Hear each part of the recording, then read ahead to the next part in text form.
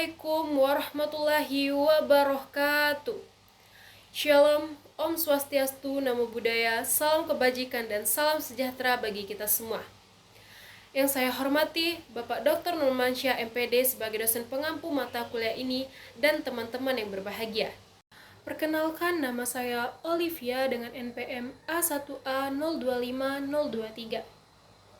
Pada kesempatan kali ini, saya akan menyampaikan materi tentang keterampilan berbicara, mulai dari hakikat berbicara hingga berbagai teknik berbicara yang baik dan efektif. Semoga materi ini dapat menambah pemahaman kita dalam berkomunikasi, baik di lingkungan akademik maupun kehidupan sehari-hari. Sebelumnya, izinkan saya berpantun terlebih dahulu. Pergi ke taman memetik melati, melihat kupu-kupu terbang melayang. Mari kita bersama memahami materi agar kemampuan berbicara kita semakin berkembang. Langsung saja ke materi yang pertama, yaitu hakikat berbicara. Berbicara adalah kemampuan menyampaikan gagasan, pikiran, perasaan, dan informasi secara lisan kepada orang lain, dengan tujuan agar pesan dapat dipahami dengan baik. Berbicara tidak hanya sekedar mengucapkan kata-kata, tetapi juga melibatkan kemampuan berpikir, memilih bahasa yang tepat, serta memahami situasi dan lawan bicara. Dalam kegiatan berbicara, seseorang juga harus memperhatikan intonasi, ekspresi, dan bahasa tubuh agar pesan yang disampaikan lebih jelas dan efektif. Berbicara menurut para ahli, Henry Guntur Tarigan berpendapat bahwa berbicara adalah kemampuan mengucapkan bunyi-bunyi artikulasi atau kata-kata untuk mengekspresikan, menyatakan, serta menyampaikan pikiran, gagasan, dan perasaan kepada orang lain. Mulgrave menyatakan bahwa berbicara merupakan alat untuk mengkomunikasikan ide yang disusun serta dikembangkan sesuai kebutuhan pendengar atau penyimak. Berdasarkan pendapat Henry Guntur Tarigan dan Mulgrave, berbicara dapat disimpulkan sebagai kemampuan menyampaikan pikiran, gagasan, dan perasaan kepada orang lain melalui bahasa lisan untuk mengomunikasikan ide agar dapat dipahami oleh pendengar dengan baik. Selanjutnya yaitu tujuan berbicara. Tujuan berbicara dapat berbeda-beda, tergantung situasi dan kebutuhan pembicara. Secara umum, tujuan berbicara yaitu untuk memberikan informasi, menjelaskan suatu hal, menghibur pendengar, menyampaikan ide atau gagasan, serta mempengaruhi atau meyakini orang lain. Selain itu, berbicara juga bertujuan untuk membangun hubungan sosial dan menciptakan komunikasi yang baik antar sesama. Selanjutnya yaitu jenis-jenis berbicara. Berbicara memiliki 6 jenis. Yang pertama yaitu berbicara informatif, bertujuan memberikan informasi atau penjelasan kepada pendengar, misalnya presentasi atau pidato ilmiah. Yang kedua, berbicara persuasif, bertujuan mempengaruhi atau mengajak orang lain agar mengikuti pendapat, misalnya pidato atau kampanye. Yang ketiga, berbicara rekreatif, bertujuan menghibur pendengar seperti bercerita atau melawak. Yang keempat, berbicara argumentatif, bertujuan menyampaikan pendapat seperti alasan, bukti, misalnya debat. Yang kelima, yaitu berbicara naratif, berisi penyampaian cerita atau pengalaman secara runtut. Dan yang terakhir yaitu berbicara deskriptif, bertujuan menggambarkan suatu objek, suasana, atau keadaan secara jelas kepada pendengar. Selanjutnya yaitu faktor kebahasaan dan non-kebahasaan. Dalam berbicara terdapat faktor kebahasaan dan non-kebahasaan yang mempengaruhi keberhasilan komunikasi. Faktor keberhasilan meliputi ketepatan pengucapan, pilihan kata atau diksi, intonasi, tata bahasa, serta kelancaran berbicara. Penggunaan bahasa yang tepat akan membuat pesan lebih mudah dipahami pendengar.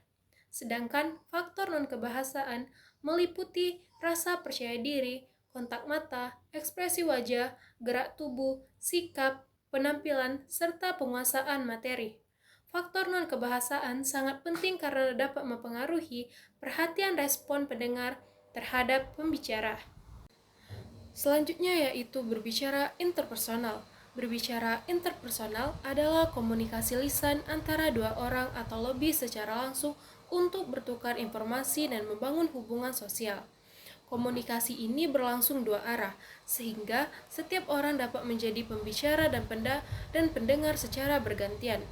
Contohnya yaitu percakapan dengan teman, diskusi kelompok, wawancara, dan tanya jawab dalam pembelajaran.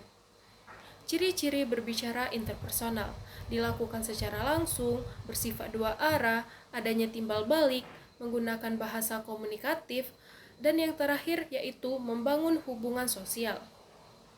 Tujuan berbicara interpersonal: menjalin hubungan sosial, menyampaikan informasi atau pendapat, memahami lawan bicara, menyelesaikan masalah, dan yang terakhir membangun kerjasama.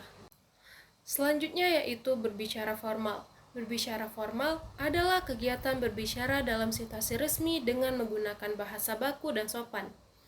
Berbicara formal biasanya digunakan dalam kegiatan akademik, organisasi, dan acara resmi agar penyampaian lebih jelas dan profesional. Ciri-ciri berbicara formal: menggunakan bahasa baku, dilakukan dalam situasi resmi, memiliki tujuan yang jelas, penyampaian sistematis, memperhatikan etika berbicara. Tujuan berbicara formal yaitu menyampaikan informasi resmi, menjelaskan gagasan atau pendapat, meyakinkan pendengar, menjalin komunikasi resmi, memberikan penjelasan terarah.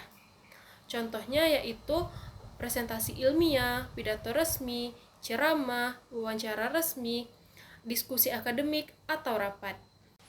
Selanjutnya yaitu teknik diskusi. Teknik diskusi adalah cara bertukar pendapat untuk membahas suatu masalah agar mencapai pemahaman atau kesepakatan bersama. Dalam diskusi, peserta harus mampu menyampaikan pendapat dengan jelas serta menghargai pendapat orang lain agar suasana tetap kondusif. Teknik-teknik dalam diskusi yaitu menguasai materi, menyampaikan pendapat dengan jelas, menggunakan argumen yang logis, menghargai pendapat orang lain, mendengarkan secara aktif, mengendalikan emosi, memberikan tanggapan yang relevan. Tujuan teknik diskusi. Tujuan teknik diskusi yaitu memecahkan masalah bersama, bertukar informasi dan pendapat, melatih berpikir kritis, menghargai pendapat orang lain, serta mencapai kesimpulan bersama. Teknik debat. Teknik debat adalah cara menyampaikan dan mempertahankan pendapat dengan menggunakan alasan dan bukti yang logis.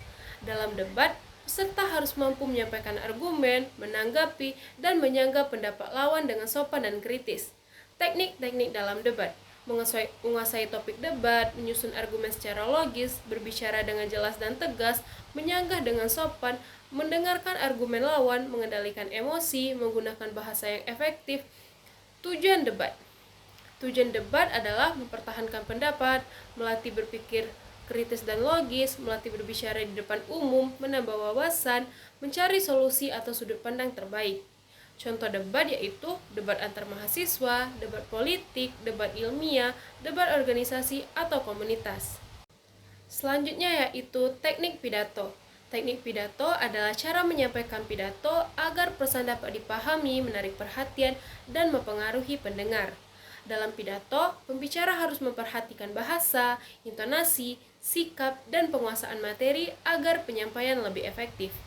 Teknik-teknik dalam pidato: menguasai materi pidato, menyusun pidato secara sistematis, menggunakan bahasa yang baik, mengatur intonasi dan volume suara, menjaga kontak mata, menggunakan gerak tubuh dan ekspresi, berlatih sebelum tampil.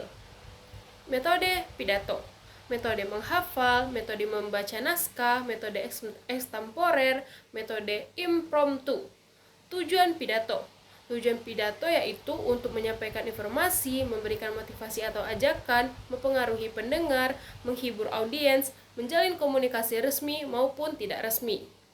Selanjutnya yaitu teknik persuasi. Teknik persuasi adalah cara mempengaruhi sikap, pendapat, atau tindakan seseorang tanpa paksaan dengan menggunakan bahasa yang menarik dan meyakinkan.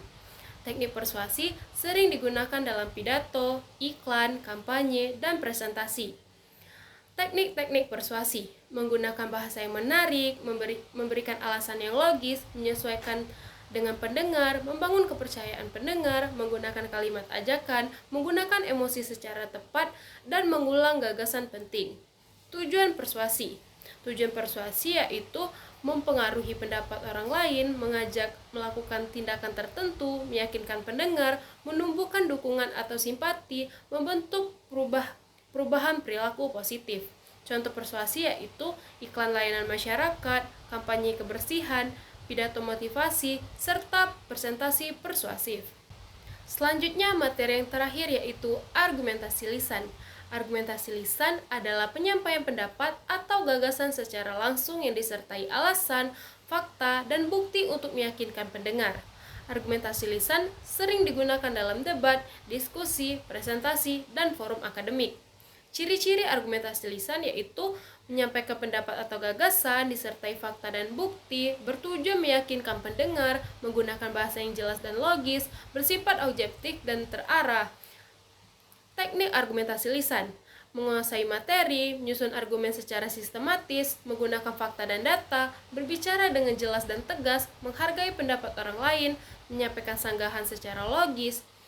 Dan tujuan argumentasi lisan: meyakinkan pendengar, menjelaskan dan mempertahankan gagasan, melatih berpikir kritis dan logis, mencari solusi masalah, melatih komunikasi yang efektif. Contoh argumentasi lisan: debat antar mahasiswa, diskusi kelas, presentasi ilmiah, tanya jawab seminar, atau rapat. Demikian materi tentang keterampilan berbicara yang dapat saya sampaikan, mulai dari hakikat berbicara, tujuan, jenis-jenis berbicara, faktor kebahasaan dan non-kebahasaan, hingga teknik berbicara seperti diskusi, debat, pidato persuasi, dan argumentasi lisan. Dari materi ini dapat dipahami bahwa kemampuan berbicara sangat penting dalam kehidupan sehari-hari, karena membantu seseorang untuk menyampaikan informasi, pendapat, dan menjalin hubungan sosial dengan baik. Oleh karena itu, kemampuan berbicara perlu terus dilatih agar komunikasi menjadi lebih efektif, jelas, dan percaya diri. Saya menyadari bahwa dalam penyampaian materi ini masih terdapat kekurangan, baik dalam penjelasan maupun penyampaian. Oleh sebab itu, saya memohon maaf apabila terdapat kesalahan kata atau hal-hal yang kurang berkenan. Semoga materi yang saya sampaikan dapat bermanfaat dan menambah wawasan bagi kita semua. Terima kasih atas perhatian teman-teman dan Bapak Dr. Nurmansyah yang telah menyimak video presentasi ini. Sebelum saya menutup video kali ini, saya akan berpantun terlebih dahulu. Pergi ke taman membeli melati, melati harum di pagi hari.